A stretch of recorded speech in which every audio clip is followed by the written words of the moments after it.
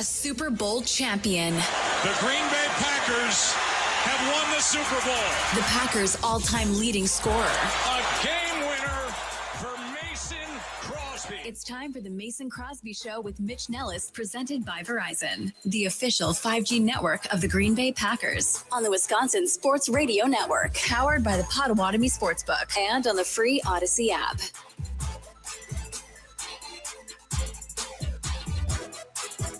It is the Mason Crosby Show, live from the Wisconsin Sports Radio Network studios, powered by the Potawatomi Sportsbook.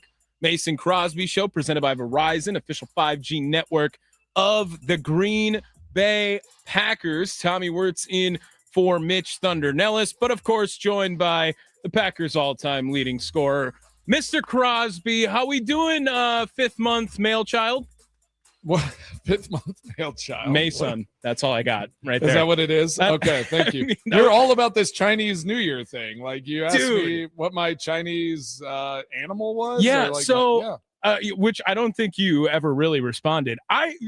First of all, for me. Nicolay Law Talking text line. That can be the first question there. Do you know your Chinese zodiac sign? You can throw that in, because we had this whole discussion 2 days ago.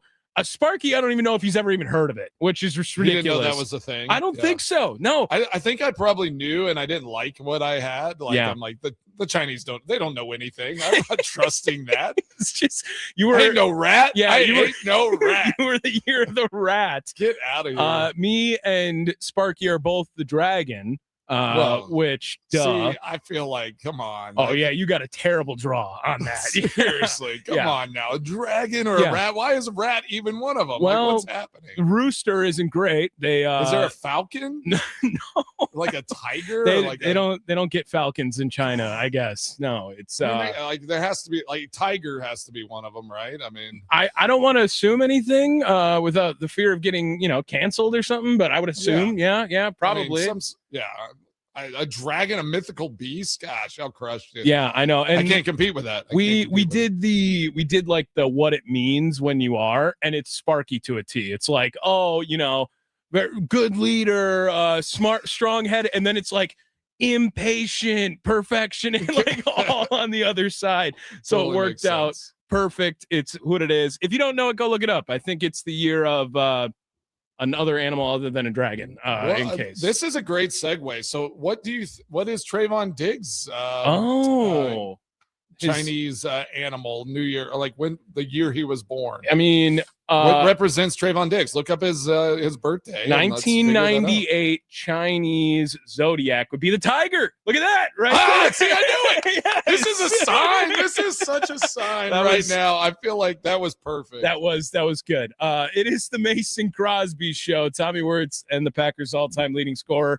That's the biggest news since the last time we talked. Trayvon Diggs, now a member of the Green Bay Packers. And Mason Crosby, he did speak a little bit about it. You want to hear that here first? I would like to hear that. Yes. Here is Trayvon Diggs yesterday on day one with the Green Bay Packers. What level of player do you think you are right now at this point in your career? I still feel like I'm the best. How soon did you get in contact with Micah after you found out that you're going to be joining him up here? Right away. I called him right away. He was super excited for me, super happy for me. We have a great relationship, our family, our moms, everyone's real close, so, it all worked out. What did he tell you about the family and Green Bay and everything that being Packers? He told me, it's work. It's a lot different. He said I'm going to like it a lot and I'm going to enjoy it. And so far I've been enjoying it a lot. My first day was out there today and, had a lot of fun. And, it's a great thing to be here.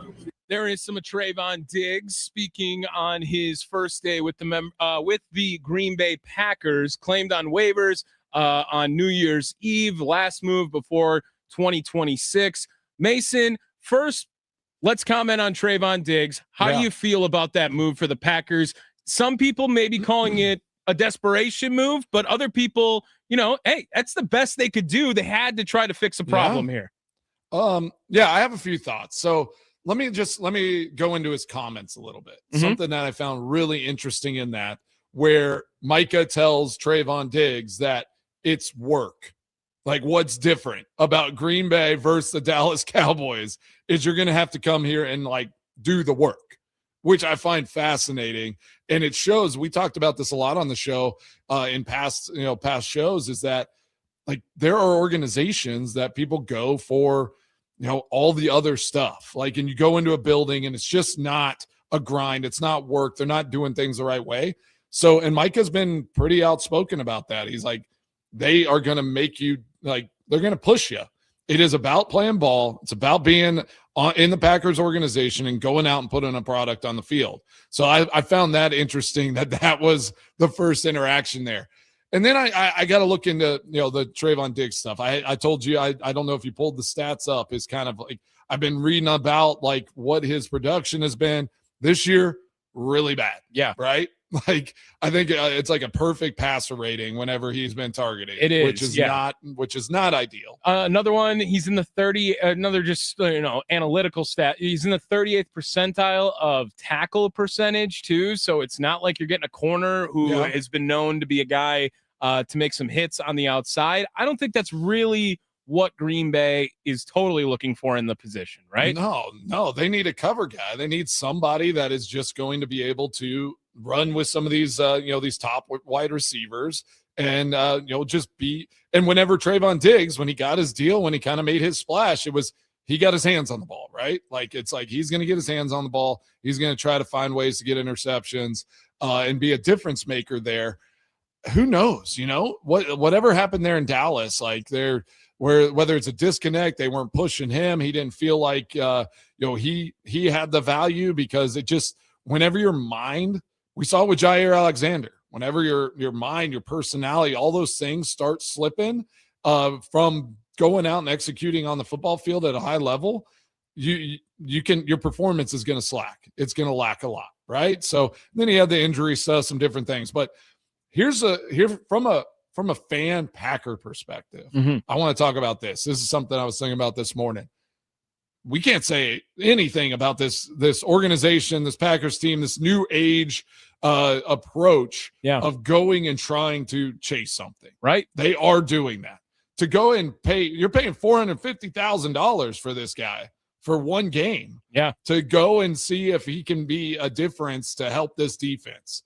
Like, that to me says a lot. Like, and it might say a lot in this other, like, if we're going to look at the negative side, it might say a lot where it's like, gosh, if he can help us, get us a playoff win, we save our jobs too. Yeah. Right. Like, they are going. It's like, we're going to find what we can and see if we can't get a spark going into the playoffs. So we have to applaud them. They went and did it. Yeah. Like, I did not think I'm like, who knows what they're going to do, but they went and got the guy. Well, and they also can create a job next year for him if everything works out well. This is so low risk. He's under contract, right? Like, they took over, but it's zero guarantees. Yep. Like, he has nothing. Like, they can just decide, like, if they like what he's about, then maybe you have a corner that you stole from the Cowboys, it was their trash and you're able to make something out of it. Absolutely. The only thing I have is like Micah Parsons is a different animal. Yeah, like, he's obviously like just a beast, but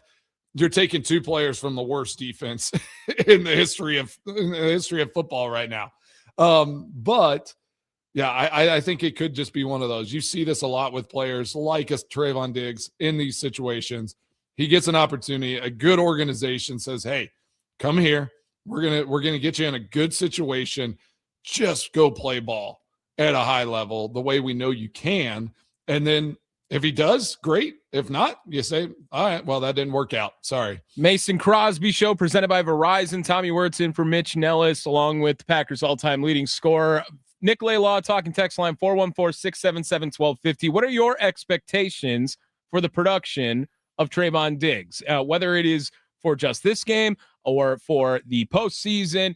And if you're excited or not, maybe he could be a part of the future plans for the Green Bay Packers. Jeff Hafley speaking on Trayvon Diggs and if he'll be ready to go or not on Sunday. There's some that will say it's the easiest position to come in and play. If you just kind of look at it and say, tell the guy to cover a guy in man-to-man coverage and tell a guy to play 3 deep or tell a guy to play a cloud.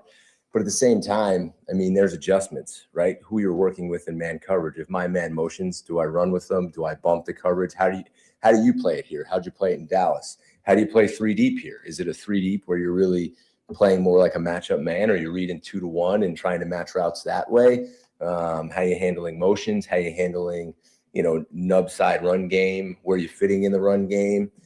So to the outsiders and to some other people, it's probably the easiest one. I still think there's a level of difficulty, but saying that, it's our job to make sure that he is ready to play. So we need to spend a ton of time with him, which DA is probably doing right now, and we need to get him ready. And it's going to be like this. It's going to be like trying to pick his brain and seeing what they called things and explaining what we call things and translate that language and seeing what he's done in the past to try to piece it together for him, and then figuring out what he can do and if he can play to allow him to do those things. Okay, so here's my thought. My first thought was, how different could it be my thought was very similar to the beginning of Jeff Hafley's, right? Is corner, not one of the toughest positions to play, but as far as this is your assignment, a defense, you don't have to learn a defense, a whole defense, and that's defense versus offense in a nutshell already, right? But unless you're a linebacker and like you're making call and like some adjustments and things like that. But yes, secondary, especially in the corner position, easier to come in than like a safety even. Right like McKinney can tell him, hey, that's your guy, right? Or hey, this hopefully. Is your field, right? Like and I you go ahead, and then I have some thoughts too, so go ahead. Well, I am curious though, Mason, like this is very late in the season, right? This isn't just a post-trade deadline right around early December, late November, some guy getting brought in to try and be a part of a starting defense. Like this is a guy who's going to get one game before it's the most important game of the season he's going to play. Yeah, if he does, he has to play this week, right? I mean, in my opinion, right, he's going to play. He's going to start. I feel like you put him on Justin Jefferson and you just say like, show us what you got, right? Because like let's see where you're at, how you hang with him. It's baptism by fire in that go way. Try to shut him down, because if you want him to be a key feature in that playoff game, and you're going to give him the nod to play some significant time in the playoffs, I think this game is super important for a guy like that. Yeah. We got a guy on YouTube, Packed 4S for SBLX. All right, nice. I think it's more of a big deal than is thought with additional players Ford and Diggs bring this team. Ford knows how Bears like to call in situations, and Diggs played just to get paid this season. Which, maybe. Maybe this is kind of one of those things. Oh, he adds more. With the fallout Parsons and defense scheme, he wasn't used right. We've all seen the talent he brought coming into the league, and he can get there again with a fresh start, and I believe it's going to. Hey, I love the optimism. I like the fresh start idea, and I do think this weekend is baptism by fire. Like, get him in there, let him play ball, like just see what it is. Keep it simple. Like Hafley went into like nuance and tried to make defense really more complicated than like it probably is in his mind even. Sure. But it's like with Trayvon Diggs, you say, we're going to play man coverage. We're going to put you on Justin Jefferson or Addison or whoever's out there, right? And you are covering that man. Don't worry about it. Yeah. If he runs across the field, you're running with him. Like, we'll let all the guys that have been there doing this, running this defense, they'll do their adjustments. They'll do that stuff. You do one job. That's it. And we want to see where you're at. And then we'll keep teaching you some different nuances. Because on the back end, like calls, like Hafley talked about calls, it's like you got the front calls and you got the defense that's called, but there's always a number, a denominator for the coverage.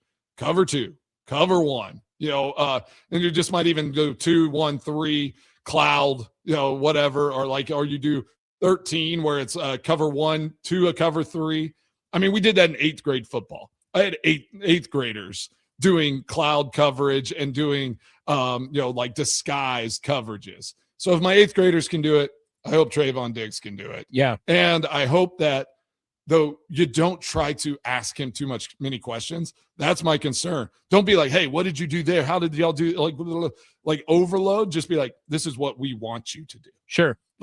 That is the way that Trayvon Diggs needs to fit into this.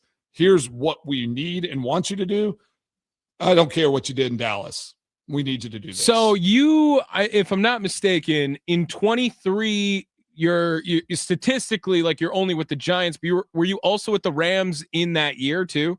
Yes. Yeah. So what is it like then transitioning this late in the season? Because when you got to New York, it was kind of later too, right? It was past week 10 at least for sure at that point. Like, how is it where Trayvon Diggs, it's not a Micah Parsons signing. This isn't a guy who comes in and is like expected to necessarily be a leader. Oh, it's not like a chain. Yeah, we're not like, oh my gosh. But he is a name, and he's going to be expected to play now and play probably a bigger role, at least starting on this Sunday. Maybe it comes away if it doesn't go as planned. But like, how challenging is that for Trayvon Diggs? How challenging is it for a team to adapt with Trayvon Diggs during that, as someone who's gone through, mid-season, moving on from organization to organization? I think, again, the defensive side of the ball, like, so my situation too, it's like I just, I connected with the punter and the snapper and like the guys that were on the teams. And then it was like, you're in the locker room. You get into it pretty quick. Ball is ball, like going into those spaces. Trayvon Diggs has been in the locker room for a long time. Like there's going to be guys he knows, he's played against, has relationships with. And then that DB room will just bring him in. I mean, you got Keyshawn Nixon, you got McKinney, you got guys that have been around for a while too. And they understand the importance of this. Like, who cares? Trayvon Diggs coming in to try to help this team get to somewhere better, right? And get over this hump of like not being able to control the game and control the clock and stop guys on defense. So I think they're gonna bring him in. Again, you wish you had like a Kenny Clark in that space, or like a guy like that, where it's like guy that's been there for a long time, established, and it's just like, hey, this is how we do things.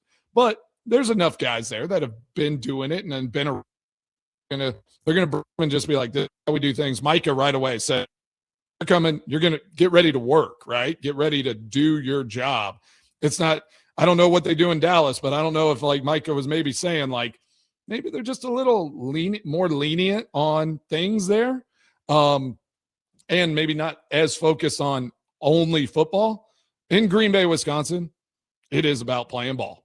You go and you're playing ball. Yep. You're at the stadium as long as you need to be. You get the work in, and you go out and you execute on Sunday. So they're going to take him under his wing.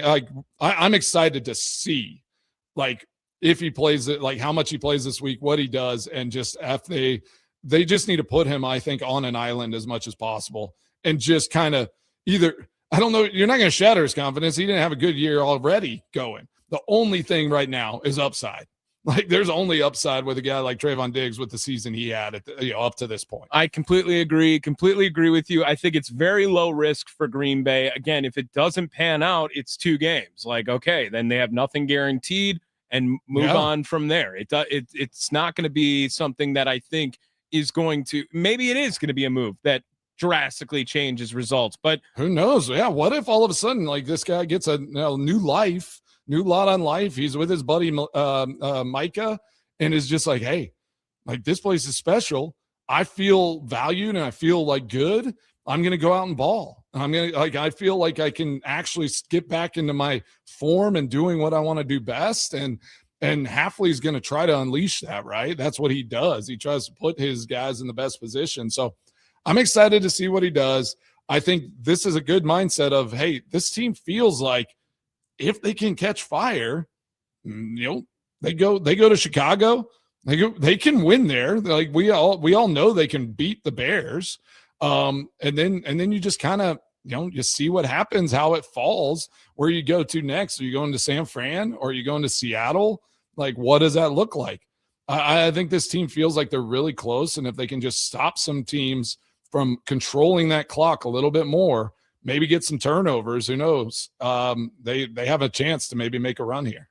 How difficult is it? We'll answer this on the other side, but I want to preface it out to you, maybe a little audible here, but how hard is it going to be to catch fire in a game in which Clayton Tune is like going to be the starting quarterback and it's probably no Josh Jacobs and we're resting as many? Like, is it possible to catch fire with reserves? Like, that feels like that's going to be a big picture question that we got to address here on the Mason Crosby Show. Yeah. It's a football Friday, and Packers beat writer Ryan Wood, we call him Woodpecker, I guess now here on the Mason Crosby Show. He is the Woodpecker.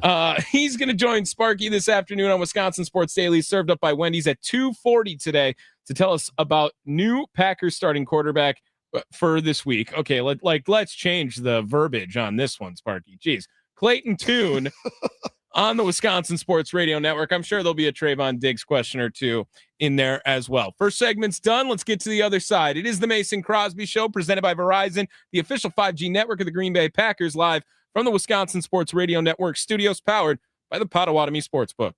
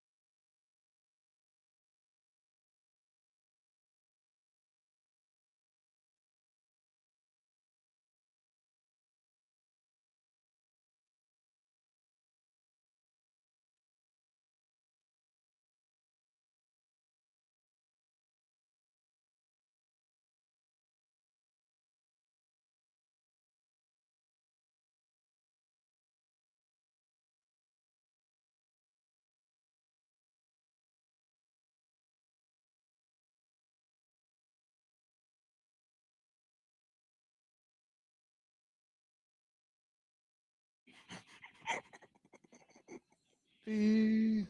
I mean, Yeah. No reason for. yeah, but we know why. We know why. Disney theme bumps today. Why not?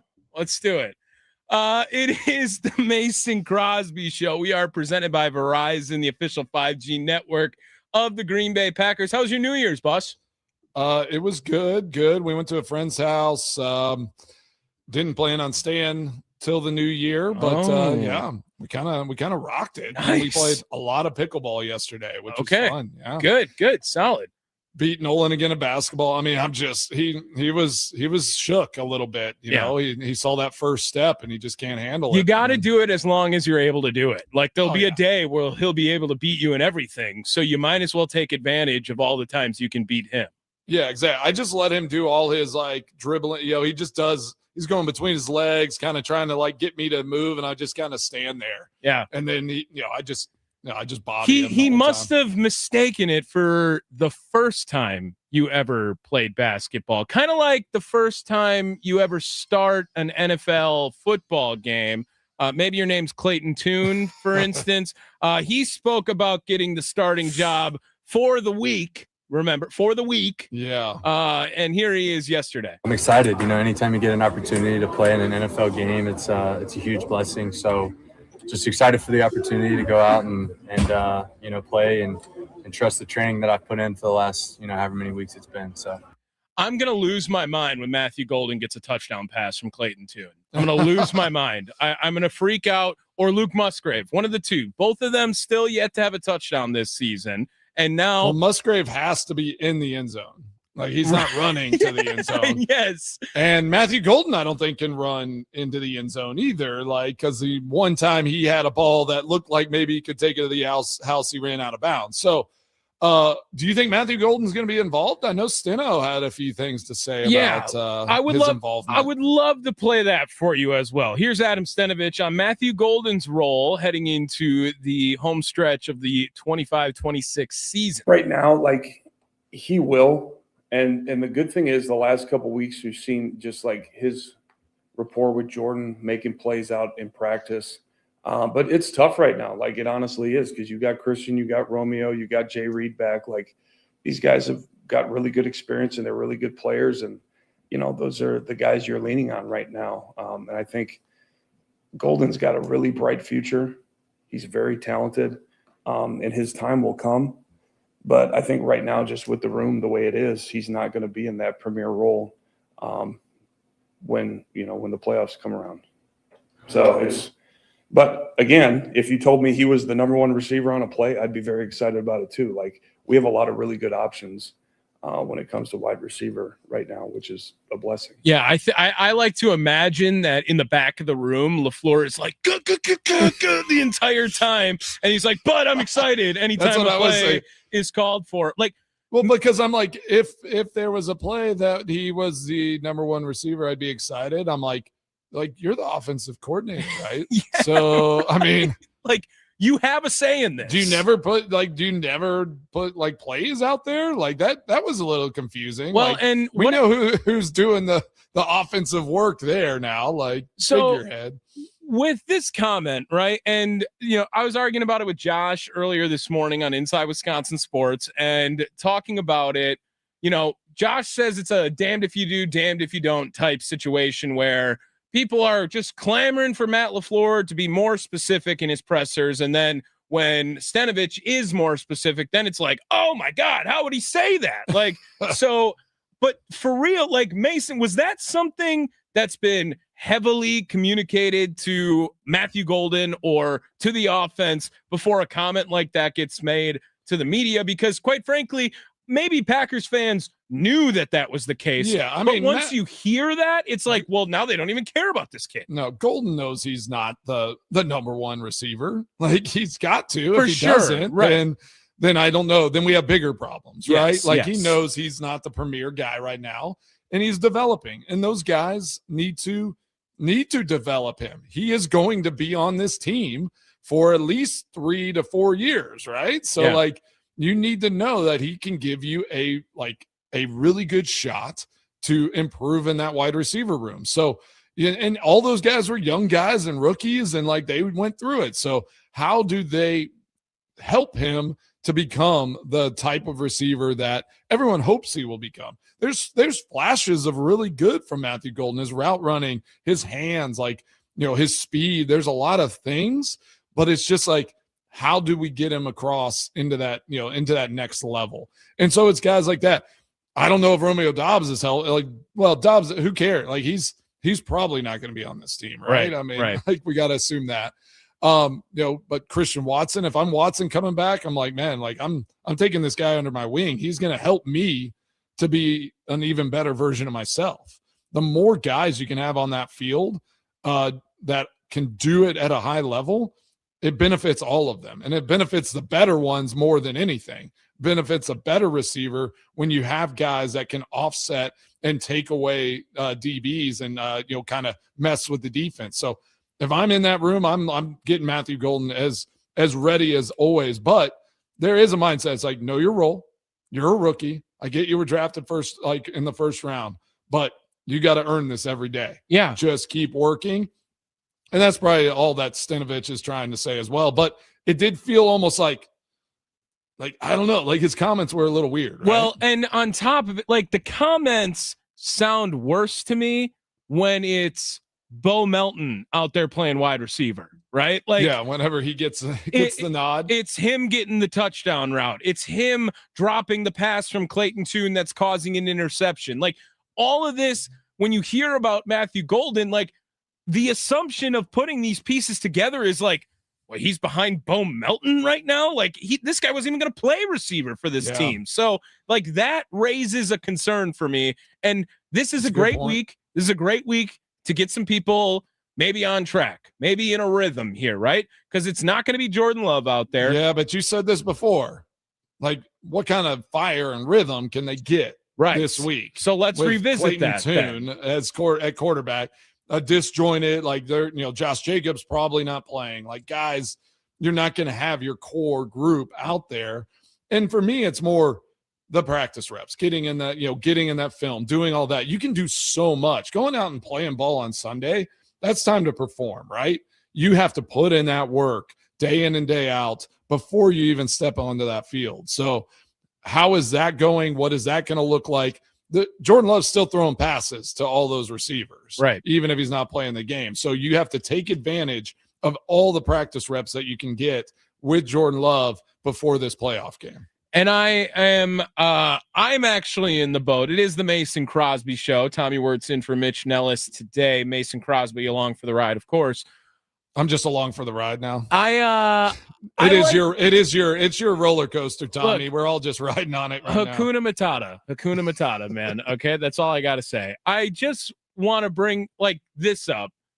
I think this game is definitely a step above meaningless. And I know that nothing changes based on the result of this game. And by definition, maybe that counts as meaningless. I hate a 4-game losing streak going into the postseason. Yeah. I hate a 9-win season versus a 10-win season. I hate 4 wins in the division versus 5 wins in the division. Yeah. And when you want to be someone who is as critically looking at a Matt LaFleur resume to make a decision on whether or not he is fired or you extend him, remember that. This is not a should we keep what we're doing with him or should we let him go? You have to make a choice on whether or not you want him to be the coach for the next X amount of years or not. This is not a 1-year decision. It's a multi-year decision. And when you look back at the 2025 year, when you realize how injury riddled they were and how their luck was against them for all of this season, it looks a lot better if you're 10-6-1 as opposed to 9-7-1 in this case, in my opinion. And I think you hit on a little bit the optics, right? And I said that too about the playoffs. If you go into a playoff game and you play a team and they just show up and they are just better and they are just they just beat you in a game, kind of like the Ravens did the last game. But we also talked about some of these guys didn't feel like they had the juice in that game, right? And for me, that's inexcusable. So this is a big game in that vein as well, where it is meaningless for seeding, but this is a huge coaching game, right? Because you got to get these guys to play at a high level. It is an NFL football game. Like, your paycheck doesn't go down this week just because it's a game that doesn't mean as much, for the seeding in the playoffs. So how do you motivate your guys to go and lay it on the line one more week and get better? Because this team has to get better to have any shot in the playoffs. Absolutely. That is a fact. So that needs to happen this week, and that takes a lot of coaching. That takes, positive motivation, all the things that you can control to go out there and execute at a high level in a game that doesn't change what happens. But yeah, I agree with you. I never hope any, injuries or anything on anyone, but I hope Chicago Bears win against the Lions, but they get banged up. I hope that the Lions take their pride into that game like they did against the Packers in 22 and just beat the Bears up. That way, when the Packers go to Chicago in a week, that they go and face a team that has just been through a dogfight. Matt LaFleur called this week a great opportunity for most. Yeah, I think it's a great opportunity for whoever's out there to go out and like I told our guys, nobody cares about the circumstances. The tape is the tape, and everybody's going to watch and evaluate your tape.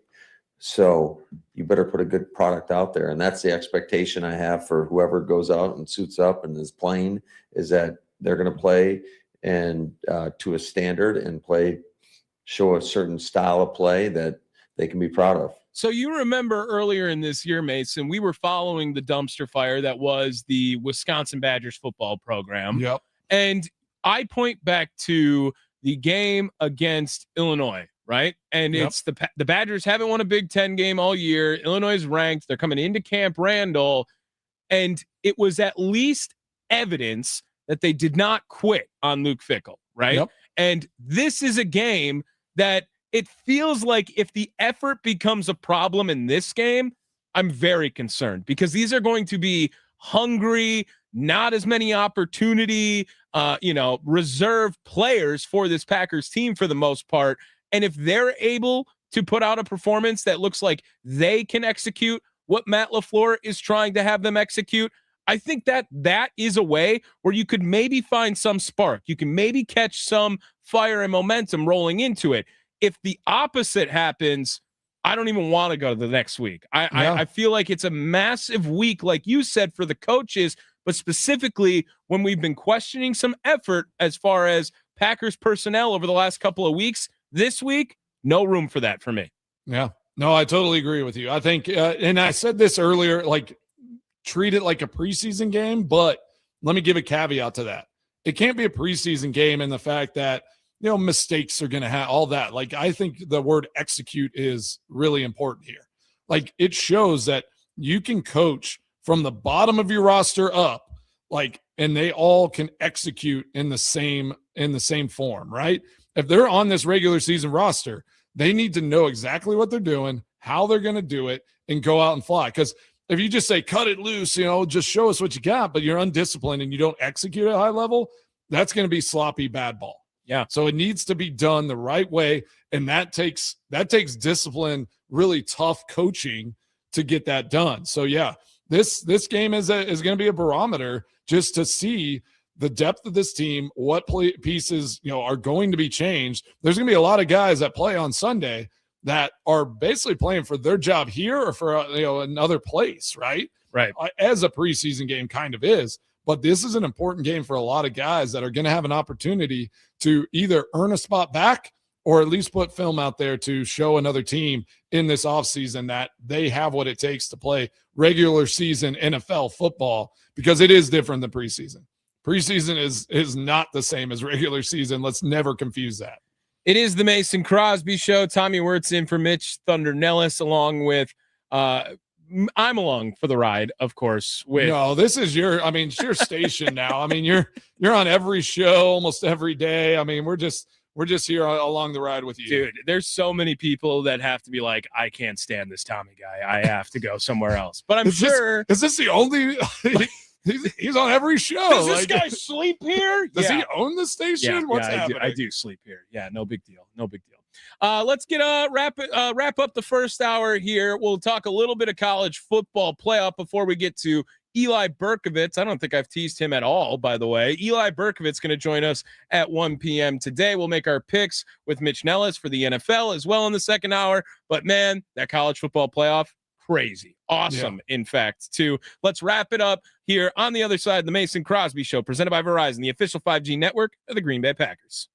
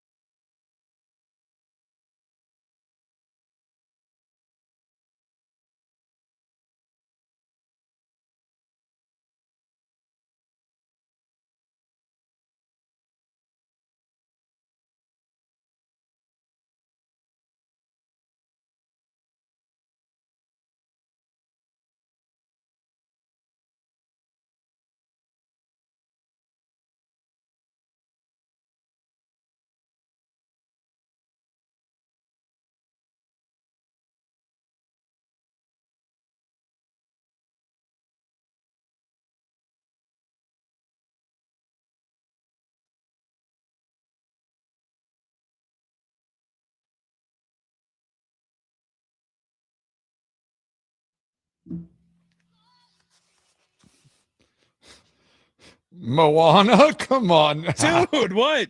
No one knows how far you will go in the college football playoff anymore. No one knows. I mean, what? It's the Mason Crosby Show, presented by Verizon, official 5G network of the Green Bay Packers.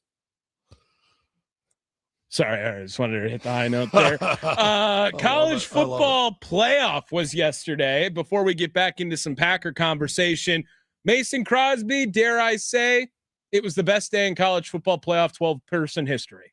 Yeah, it was great. And only one team with a bye, which are they going to look at that and change like the system a little bit? I mean, it's like if you had a month off, like just say, like I was thinking about this yesterday. I'm like, you have a month off basically of not playing a game, and then you have to go and play the most important game of your season. Yeah.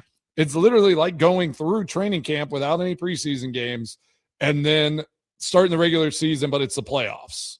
It's like you're starting the playoffs and it's like, now go out and perform at a high level. Like practice is different and it's hard to stay motivated in that time. I was surprised at some of the flops that happened. And I think Texas Tech, if they play after that BYU game, if they had like another game or they hadn't gotten the bye, they were a much better team in that Big 12 championship than they showed against Oregon. Oregon's defense was outstanding, but Tech's offense just looked just awful. Yeah, they were awful. Yeah, it was tough. I think between both Tech and Ohio State, there's an estimated they spent $60 million on their roster in the portal, and all for no playoff wins right there as well. Tech's D-line, though. I mean, their defense is unreal. Yeah, they just couldn't keep up. I mean, they lose 23-0. Like, because they played great. The Tech's defense played unbelievable because just how Tech's offense was just giving the ball back to Oregon in like opportune areas, and Tech's defense kept stepping up. Yeah, I was wondering if they had cloned and replaced Baron Morton with a guy who looked like Baron Morton during that maybe game. He had transferred already. Yeah, exactly. Maybe they didn't want to tell anybody. Portal opened up today officially. Over 2,000 athletes entered it. We got to do a quick portal talk. Did you see Iowa State only has 17 players on their roster? I bet you they're all going to Penn State too. The rest a lot of them are chasing. They have 17 people officially on their football team. It's gross. That is crazy. It's a problem. I mean, there's wild. I don't know if they can really do something like that where you would put a cap on it so only so many people can do it, because then it's like, well, who decides who can leave and who gets to go the first one out? But this is the Wild West, and but here's what happens though: you enter the transfer portal, doesn't mean you're not going back to your team. Yeah, you're just basically that's your free agent negotiating. But it's like, what, like, so there are no rules in that though? Like, you can just go in the transfer portal after year one if you have a decent year, and then make your the team you were on try to get you back. Yes. Like it's wild. Yeah, absolutely, you can do that. I mean, which one was a bigger headline for you as far as the college football playoff going? The Miami upset, the Ole Miss upset, or Indiana is the best football team of all time? I think Indiana answering questions, that we all had. That was impressive. Just pumped Alabama, pumped them. I mean, and then on top of it, giving the MVP of the game to the offensive line. Give it up for the Rose Bowl right there. That was awesome. That was their so line good. is sick though. Unreal. I mean, they don't have a weakness on that offense. I mean, their receivers are so good. The whole team is disgusting. Yeah, I don't see any team right now that has a shot. Against them at the moment. Ole Miss, give them their props. They hung with and took it to Georgia there. Their kicker had a night. Oh yeah. 55, 56, Big and then day. a 48 to take the lead First there at the kicker ever on a New Year's Day bowl to have 3 field goals of 45 or more on there. It was impressive. A couple other notes to stick with this theme. All 4 quarterbacks transfers. Yeah. All 4 head coaches Saban disciples. Yeah, that is interesting. That is interesting. There's a blueprint, people. Right? There is a blueprint. Go spend a bunch of money on your quarterback, and if Nick Saban has touched anyone, he is your football coach. Like, okay, relax. All right. If Nick Saban has Nick Saban's above board. No, I think he's fine. He's fine. Anyway, the college. Now, what has he? Did Whittingham? Does he have any connection to Saban going to Michigan? Yeah, we didn't talk about that. Like I think. Did you not see that? They just, I think, got the deal done. Yep. Yeah, Bring I know. Kyle Whittingham over to Michigan. Is he a Saban guy? Was he there? I don't think so. He's been at Utah forever. Let's just assume Saban touched him. Yeah, hopefully. Okay. Hopefully the next Colorado coach, Saban disciple. That's what we're hoping for. Wow, really? Okay, so you just want Prime out of there? Well, What's going on? You calling for his job? I kind of think he's gonna Where's call he going? it, right? I think I saw something. I was on X and it like popped up, but like, sometimes something's at the top, and as you open the app back up, it like refreshes and then you can't find it. It just like popped. I saw the picture and I thought it was Prime with a Penn State shirt on. Oh, yeah. Okay, well, you're the one who's got the insider information. I don't have any info. I don't know anything. I don't know what's going on. All right, let's call Rick George. Oh, wait. Gosh, can't do that anymore either. No, he's actually probably more in now. He's got his hand. He's like helping in the program more, and he can be specific football and not have to do all the crazy AD stuff. He's just fundraising and trying to find the right fits for players there now. Oh, good for him. Yeah, we'll get him on. We'll get him on soon. Keep kicking Rick George. Eli Berkovits, he'll be coming up here on the other side. It is the Mason Crosby Show. We are presented by Verizon, the official 5G network of the Green Bay Packers, live from the Wisconsin Sports Radio Network studios, powered by the Potawatomi Sportsbook.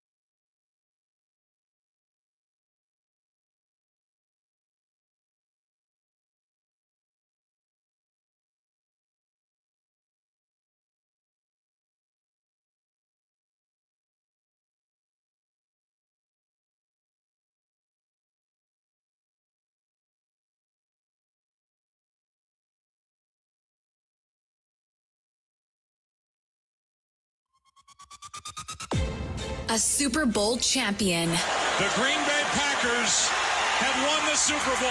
The Packers' all-time leading scorer. A game winner for Mason Crosby. It's time for the Mason Crosby Show with Mitch Nellis, presented by Verizon, the official 5G network of the Green Bay Packers, on the Wisconsin Sports Radio Network, powered by the Potawatomi Sportsbook, and on the free Odyssey app.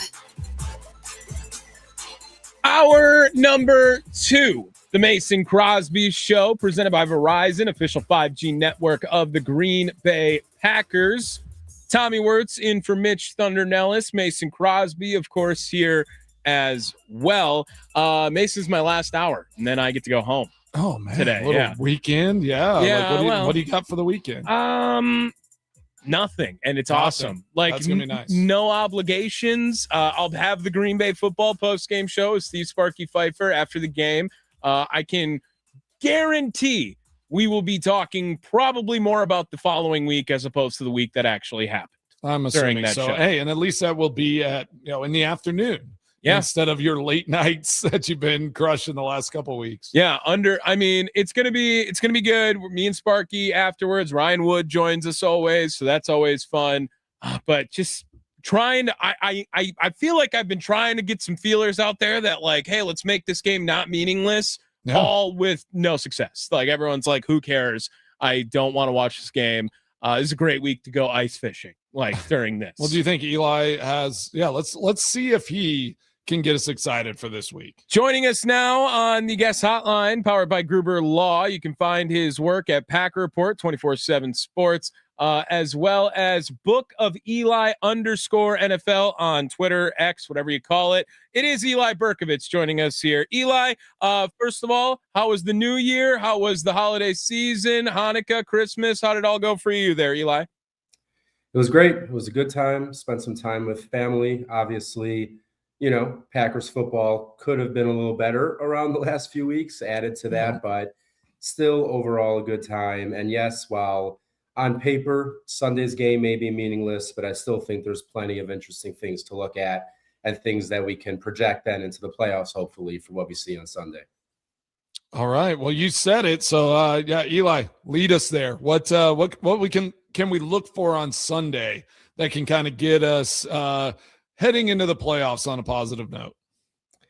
Well, I think we got to start with the newest Packer, Trayvon Diggs. I think obviously expectations need to be tempered, but this is a guy that has had some very, very good success in the NFL before. And we've seen the Packers bring in players that may be on a downturn in their career and find some more success in Green Bay. And I hope that they do have him playing Sunday. I don't see why they wouldn't. You really have nothing to lose by playing him. And, see what he can do, even see what Bo Melton can do at corner. I mean, there needs to be some answers there at cornerback right now. And I don't care who it is, whether it's Diggs, Melton, Jalen Simpson, Bartholomew.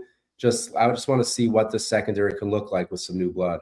Does it feel a little irresponsible that this is week 18 and they're doing all this, Eli, right now? That, like, this was not a problem that they just continue to, like, shove it down. Like, oh no, the offensive line stinks. Oh no, they need to figure out the defensive line. And then all of a sudden now, hey, they're signing Trayvon Diggs, claiming Trayvon Diggs because no one else can play the position all of a sudden. And it's the last game of the year.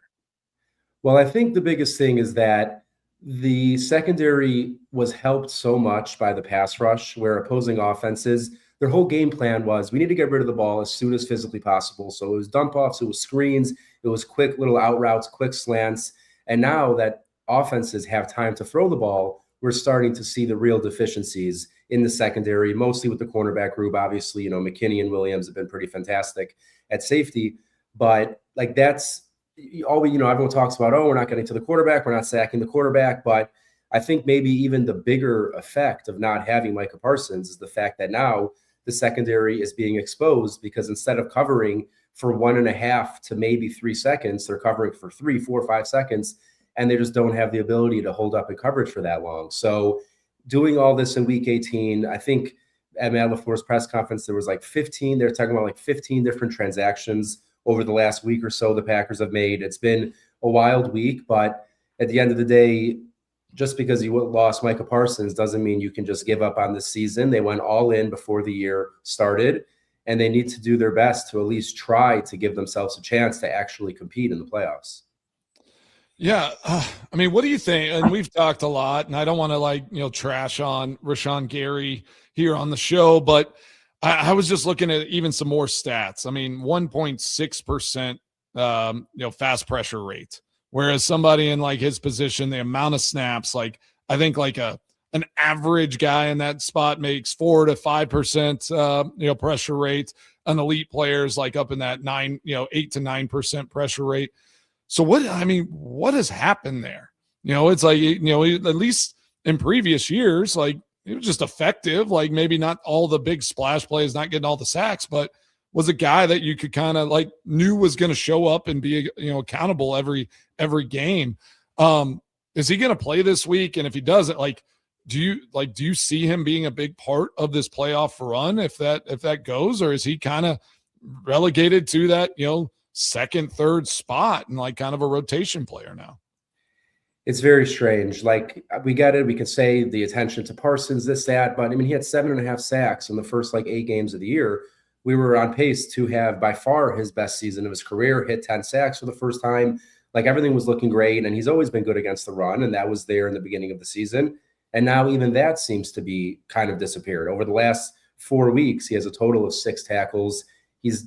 But what's weird also is that Rashawn Gary was always known for being that guy with the nonstop motor, right? He's always posting the clips of his workouts.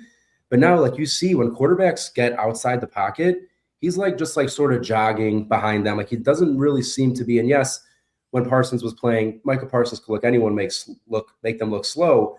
But Gary just doesn't. But it was the effort, right? Yeah, it wasn't like Rashawn Gary was pushing it and Micah Parsons was just faster. It was kind of standing tall doing jogs, and Micah Parsons is full speed trying to get to him, it was in it, it was his life, just go and try to make a play.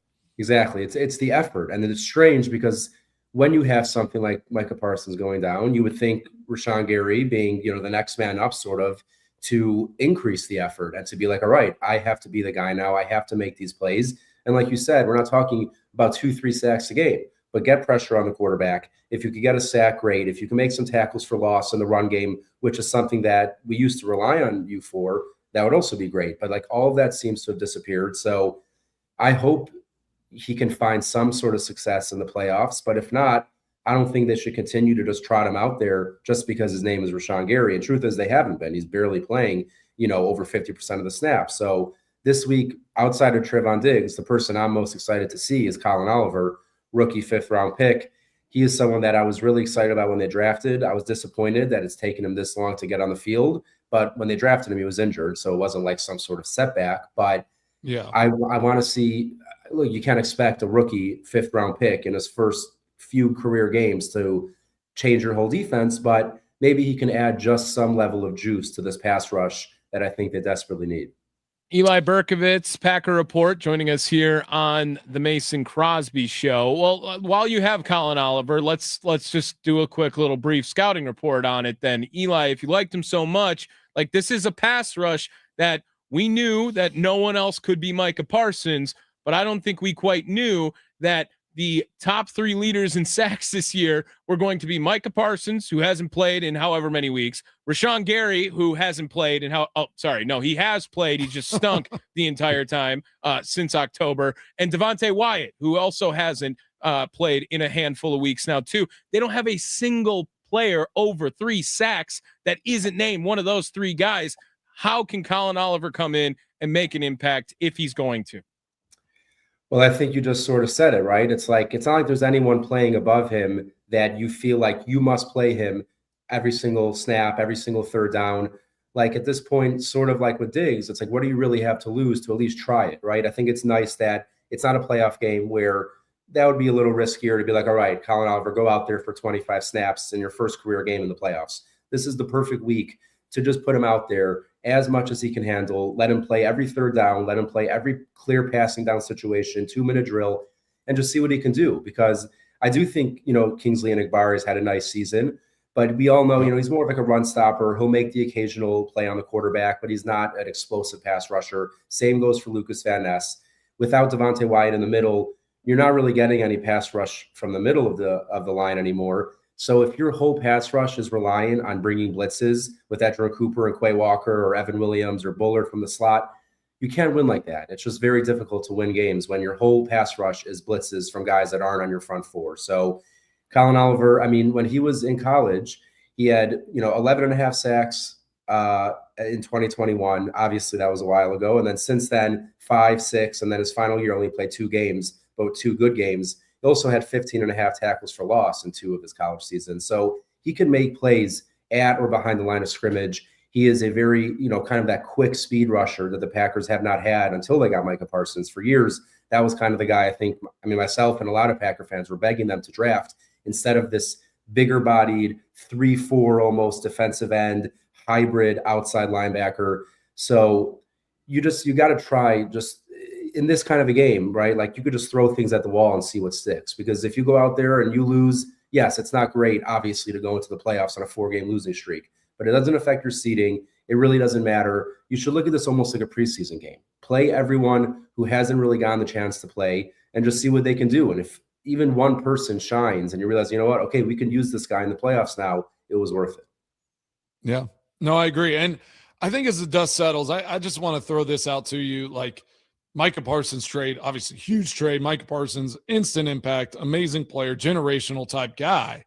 But are we going to look at that trade and be like, gosh, like giving up Kenny Clark was actually a really big deal to what this defense ended up being, especially when Micah went down, right? And not having that veteran, that guy in the middle of that defense to shore it up, because since Micah's gone down and not being able to fit him into the middle of the defense and move him around, now these teams, like the last couple of weeks, they're just running right up the middle of our defense, and guys aren't able to hold on. Do you think not having a guy like Kenny Clark ended up being like Micah Parsons covered up a lot of that, but kind of this defense, I think, missed Kenny Clark a lot more than we probably thought when Micah Parsons was doing all of his thing. Yeah, there's no doubt. Kenny Clark, obviously, just a great Packer for many, many years. And I hope one day, he retires a Packer and all that. And yeah, they definitely miss him for sure now. But I do think before Devontae Wyatt went down, you didn't feel it as much. I think definitely since Wyatt went down, it's like, look, I think Colby Wooden has had a nice year. I've always been a fan of Carl Brooks, but those are like thinner defensive linemen. Like those are not your big beef in the middle. And Kenny Clark was that. Devontae Wyatt was that. Now you don't have either of them. They bring in Jordan Riley from the Giants, who flashed a little bit. He tears his Achilles. Now he's out for the year.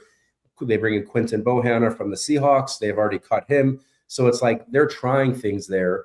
But when you're in week 18, right, obviously you can't make a trade. There's only so much talent or lack of talent left on the free agent wire. So they're kind of just, I think, hoping to find something they could do there in the middle. But no doubt, not having Kenny Clark right now definitely hurts. I obviously don't regret the trade in any way, because you can never have predicted Wyatt's injury and all that. But yeah, having Kenny Clark, not only as a run stopper, though, Kenny Clark, as far as defensive tackles go, is a good pass rusher and just a great leader. So definitely missing him right now.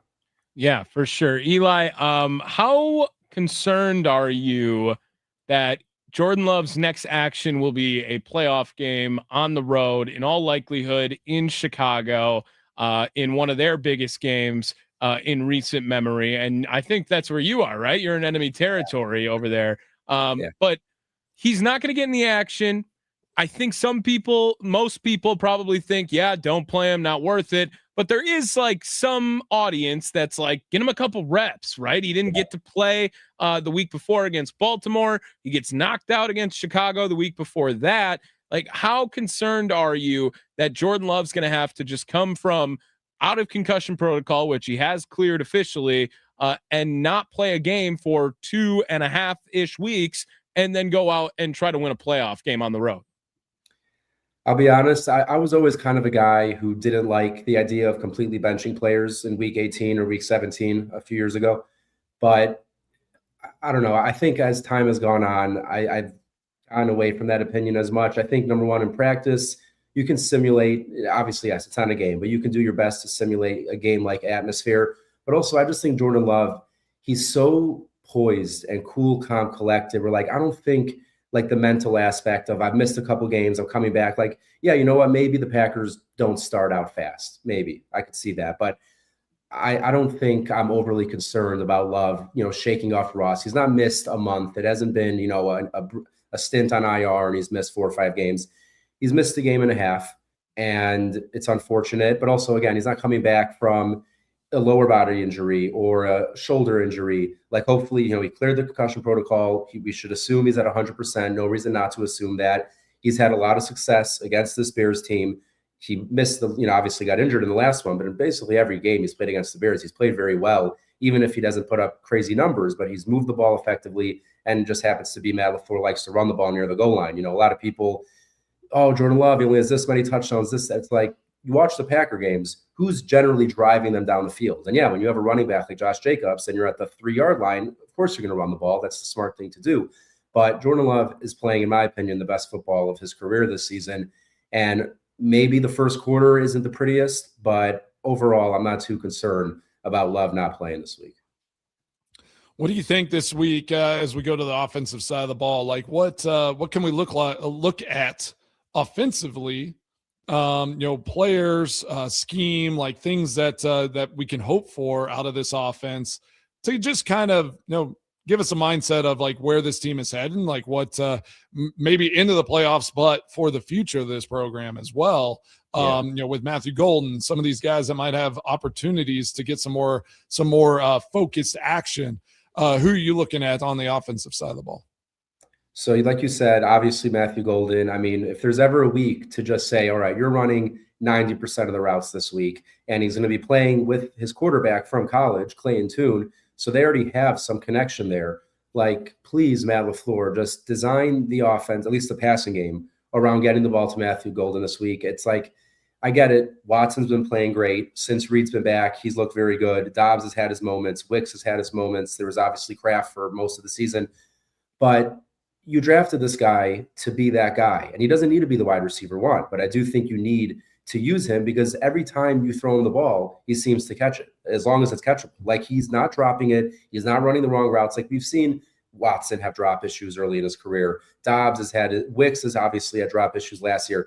That has not been an issue for Golden. So there's no thing you could say, we drafted him the first, but I get it. He needs to develop more. He looks pretty ready to go as an NFL receiver. Obviously, he's going to continue to get better and develop, but you got to get him going this week. I'm also excited to see Jordan Morgan at left tackle, assuming Rasheed Walker, maybe he starts but doesn't play the whole game.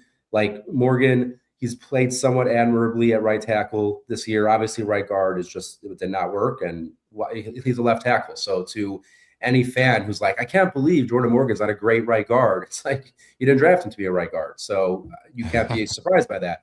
But I want to see what it looks like at left tackle. We have to assume Rasheed Walker is going to leave in free agency this year. And the Packers spent a first-round pick on him. They spent a second-round pick on Anthony Belton.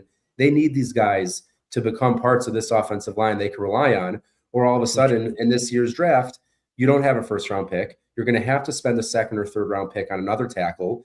And it's just like a lot of assets, a lot of picks to put into the offensive line when you drafted these guys. You're playing them out of position, and they're not looking great. Well, it's like, how about you play them at the position you drafted them to play, and maybe they'll look better. Eli Berkovits, Packer Report, joining us on the Mason Crosby Show. All right, made it 20 minutes into this. On a scale of Nathan Peterman to Matt Flynn, where are you putting Clayton Tune on that list?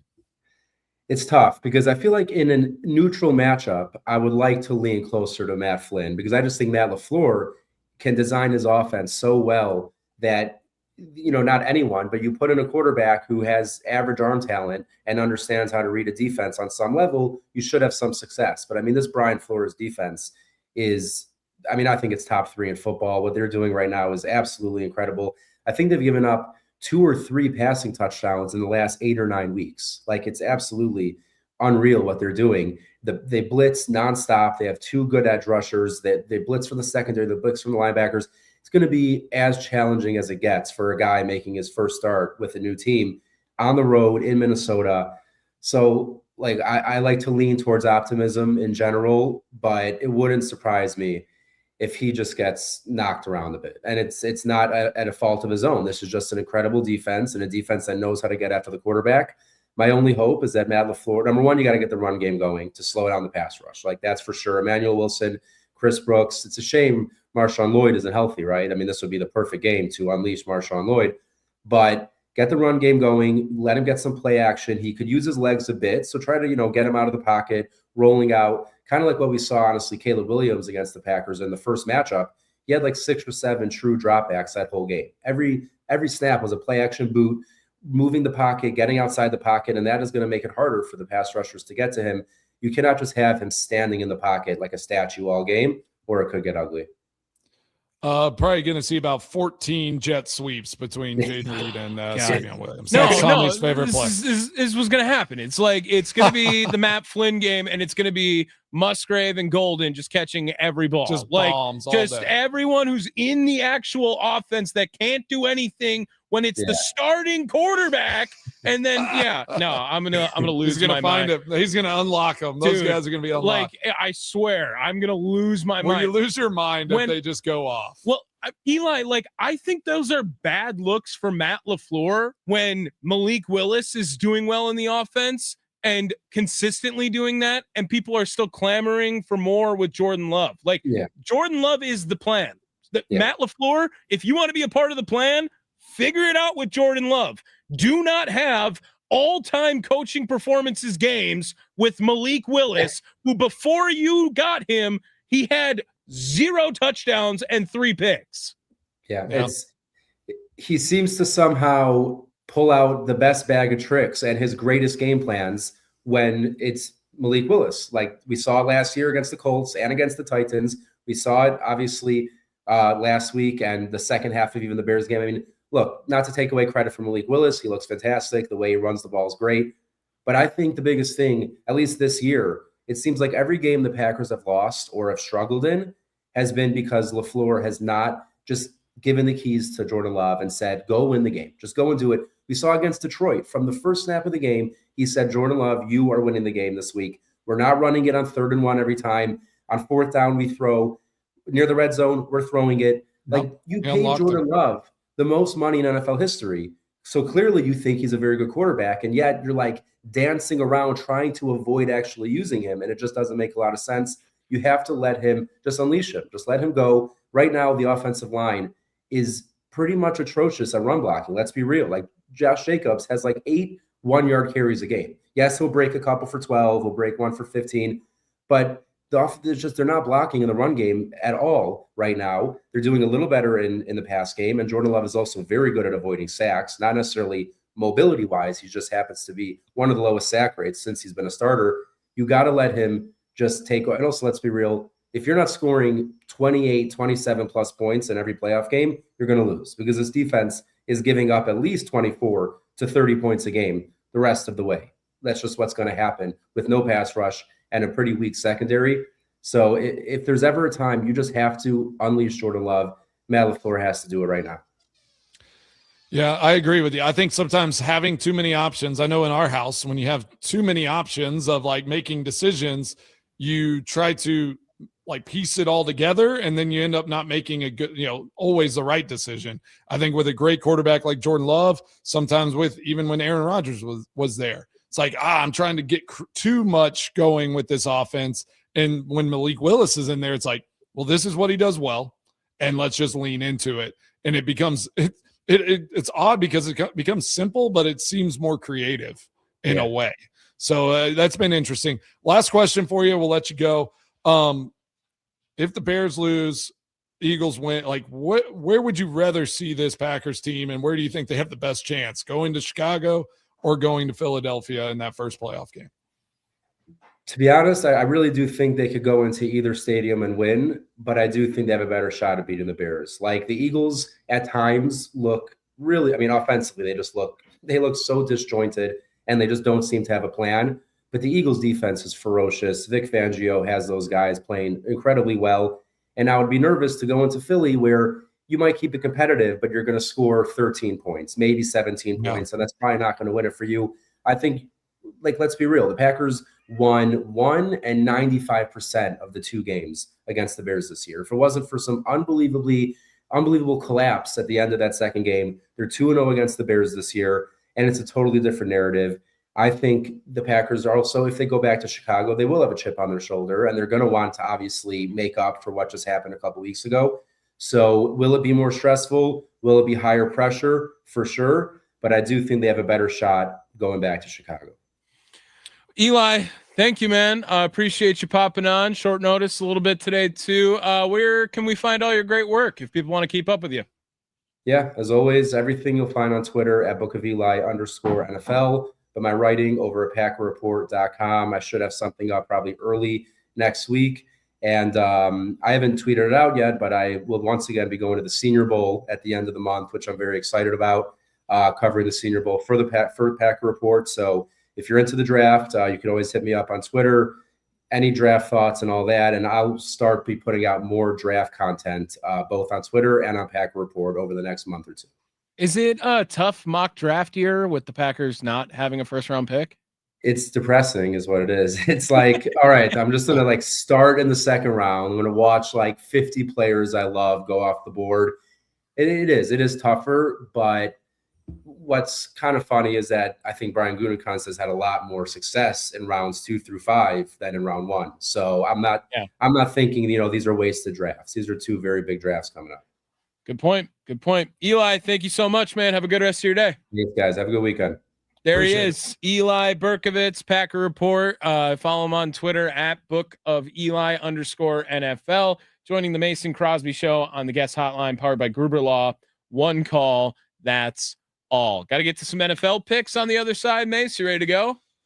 I think so. I don't know. These are going to be tough to pick, some of these games this weekend. We suck. We are so bad at picking. We are really bad. I'll see what's going on with Thunder and if he's popping on or not, too. It's the Mason Crosby Show, presented by Verizon, the official 5G network of the Green Bay Packers.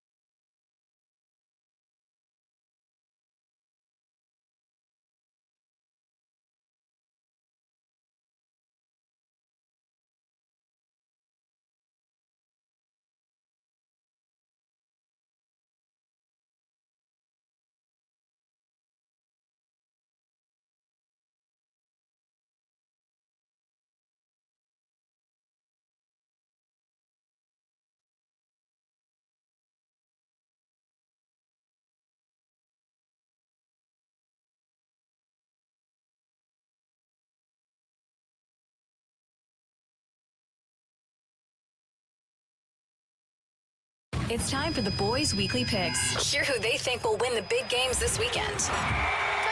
Just don't trust them. It's weekly picks with Mason Crosby, Mitch Nellis, and Tommy Wirtz. Time for another week of picks. We already went through some college football on Tuesday. Was that Tuesday you were last here, right? Yes, that was Tuesday.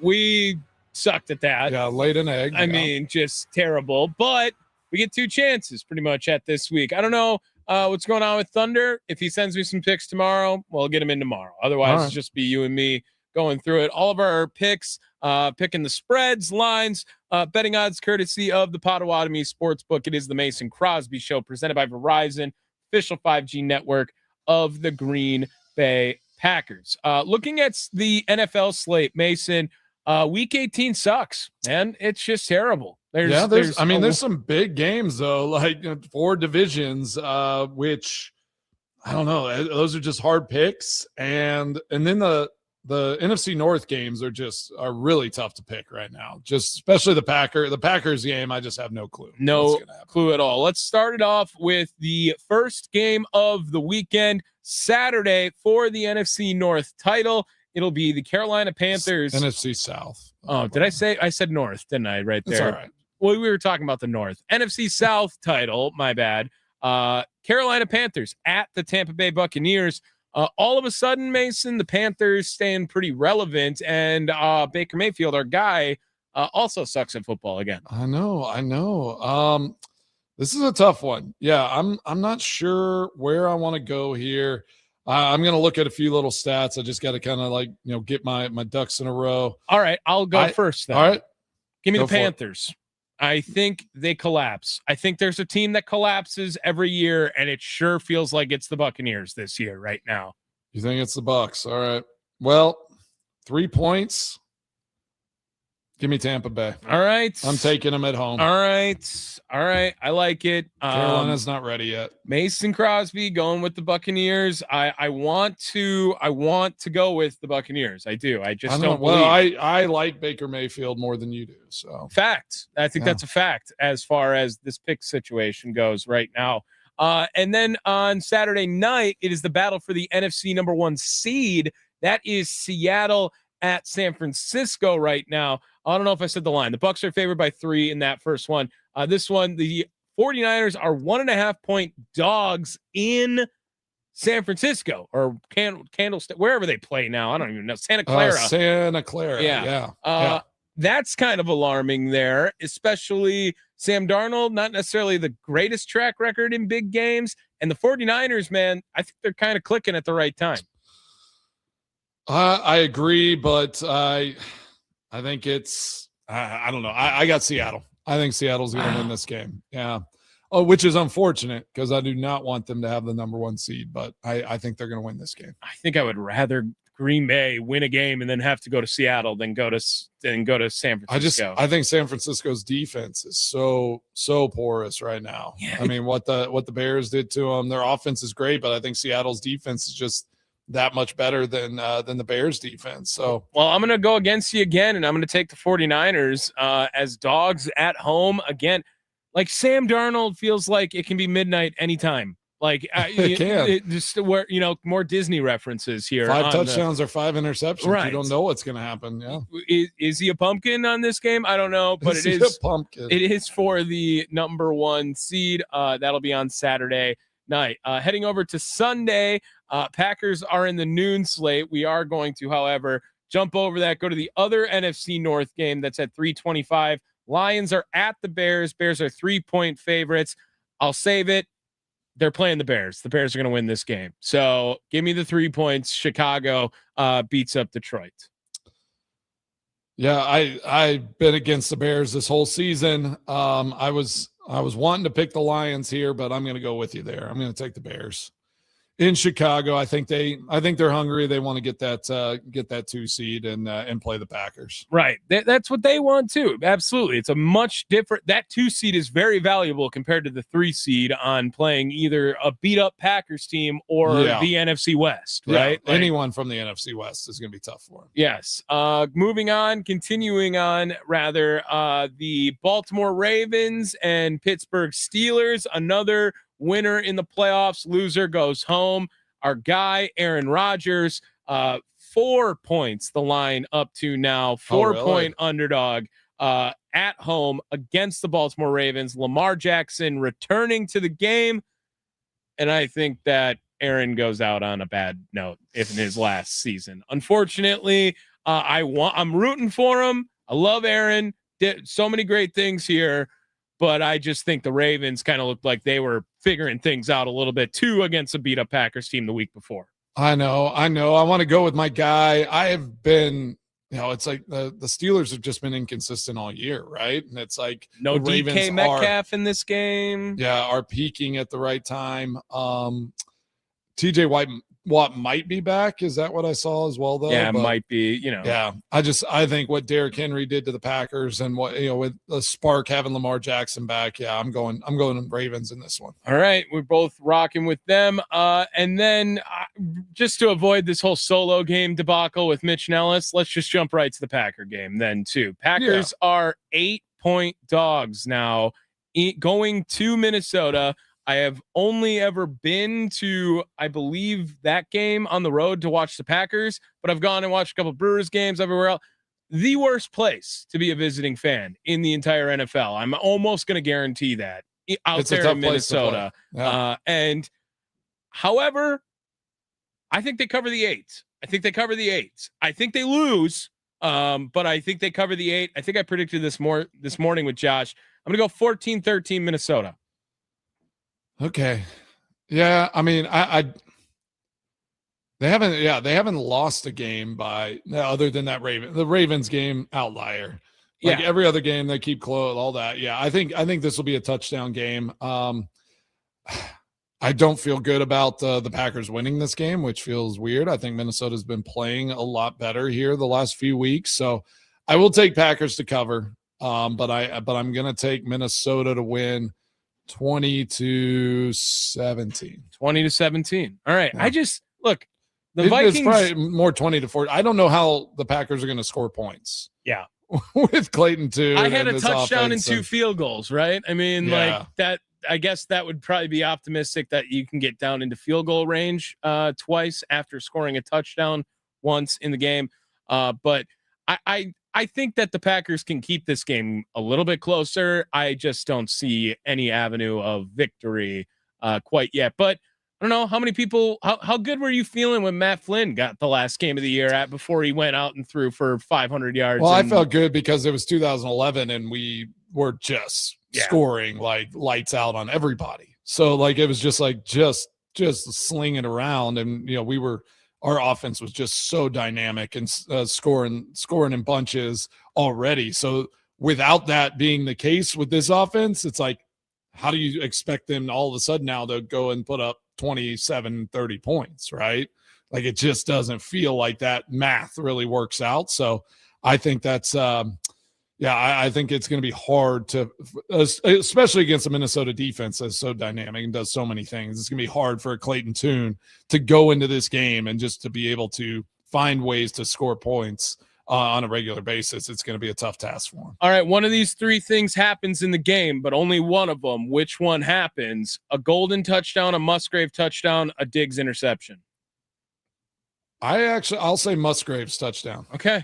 I could see him getting a tug. I could see Clayton Tune trying to, looking for him in the red zone, different situations. Has to be in the end zone. He catches the ball at the 1 yard line. It's he's over. Down. He's going to the 2. He's going to the 2. Yeah. He's stumbling and who knows what's going to happen. I think Musgraves could have a shot in this one. Okay. Were you teammates with him? Did you cross over a little bit? Did not cross over. No. Okay. It was the year after. All right. Yeah. I was going to ask if you guys ever were like, hey, you know how to walk ever to him once because You know how to walk. it just Baby giraffe. I called J.K. Scott baby giraffe, so I had one of those. A baby giraffe on my team there for a few years.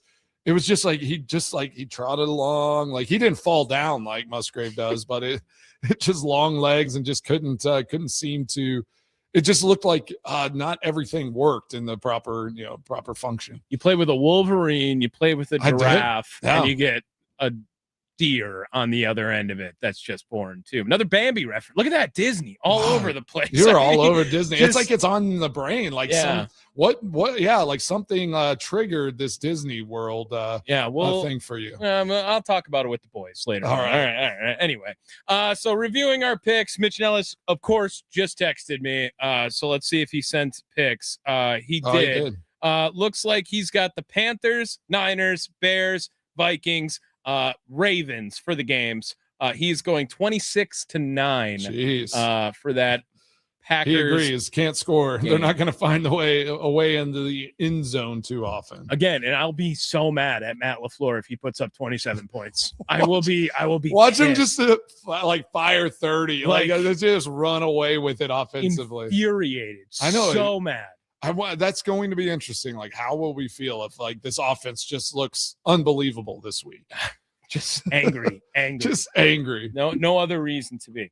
Nellis's picks I already went over. I'm going with the Panthers. Crosby has the Buccaneers for the title for the NFC South. For the NFC West title. Can I change two of my picks? I'm going to change. I want Lions and Steelers now. It's a Mitch. I mean, the fact that we let him pick first and then still tailed some of his picks this last week. That was just a mistake. It's on us. Just don't trust us. We put it in the intro of the segment. We have that line there. We're good. Chicago and Baltimore both rocking with that as well. And like I said, Crosby thinks Seattle gets the 1 seed, while I will give it to the 49ers. Those were our picks. Betting odds, courtesy of the Potawatomi Sportsbook. Very nice. We have one more segment left. It is Mason's Extra Points. Go look ahead to the weekend. Hopefully you guys got bigger plans than me, at least during this, which is going to be watching Clayton Tune in action. That's the most exciting thing I have going so far. It is the Mason Crosby Show, presented by Verizon, the official 5G network of the Green Bay Packers, live from the Wisconsin Sports Radio Network studios, powered by the Potawatomi Sportsbook.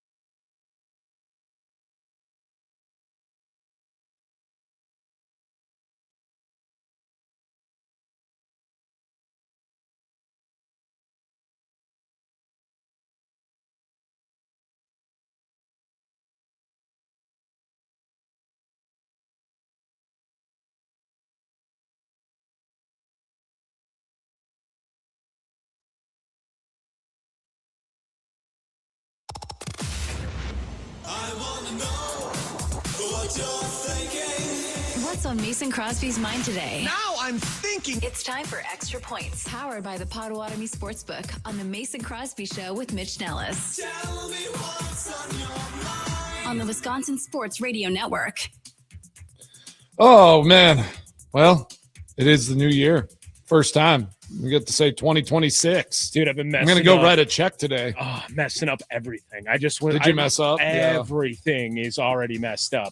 All of our stuff. So I have of all the things you guys think I'm unorganized on, when I post all of our stuff, it's in a very neat, Tommy, lock in, you got to organize this. Everything I saved today, I had to go back already and switch to 26 instead of 25. Yeah. You need the weekend. Yeah. You need a day. Yeah. Tomorrow's going to be a good day for you. Take the rest of the afternoon off. I'll give you that, Tommy. Thank you. Yeah. Thank you, sir. You're welcome. Thank you. I appreciate it. No, we got some good comments here on the YouTube channel. Appreciate you, Packed, for SBLX. You've been on crushing it all day. You threw in your picks: Steelers, Bears, 49ers, Bucks, and of course Packers with the upset. So love that. Jimbo Slice had hit us up earlier.